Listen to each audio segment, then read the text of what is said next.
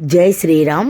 ఈరోజు నేను మినపప్పు బియ్యంతో ఉడుకు నీళ్ళ రొట్టి అంటారు, లేదా దిబ్బ రొట్టి అని అంటారు. దాంతో రొట్టి ఎలా కాల్చుకోవాలో నేను మీకు ఈ వీడియోలో చూపిస్తున్నాను. ఇప్పుడు ఒక గ్లాసు బియ్యానికి 3/4 గ్లాసు మినపప్పు వేసి ఎండలో ఎండబెట్టి దాన్ని ఇలాగా వీడియోలో చూపించిన విధంగా మిక్సీ చేసుకోవాలి. ఆ మిక్సీ చేసుకున్నది ఒక గిన్నెలో వేసుకుని దాంట్లోని నీళ్లు మరిగించి ఉడికి నీళ్లు బాగా మరుగుతున్న నీళ్లు పుల్లటి మజ్జిగ వేసుకోవాలి. ఇది మధ్యాహ్నం 12 గంటలకి నానబెట్టుకుంటే సాయంత్రం 6 గంటలకు మనం వేసుకుంటాం.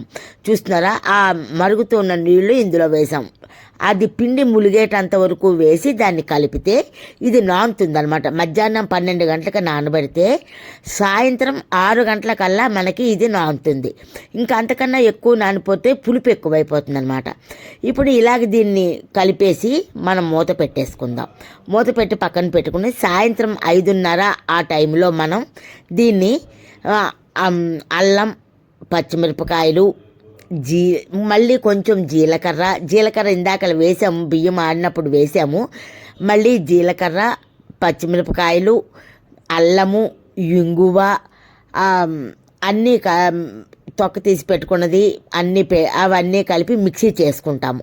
ఆ మిక్సీ చేసింది మళ్ళీ ఇందులో వేసేస్తాం. సాయంత్రం 5:30 అప్పుడు వేసేసి కొద్దిగా ఉప్పు కూడా వేసుకుని దీన్ని మనం కలిపేసి దాంట్లో వేసేసుకుంటాం. వేసి కలిపేసి మనం రొట్టి వేసుకోవాలన్నమాట. అది దిబ్బ రొట్టి అంటాం దీన్ని.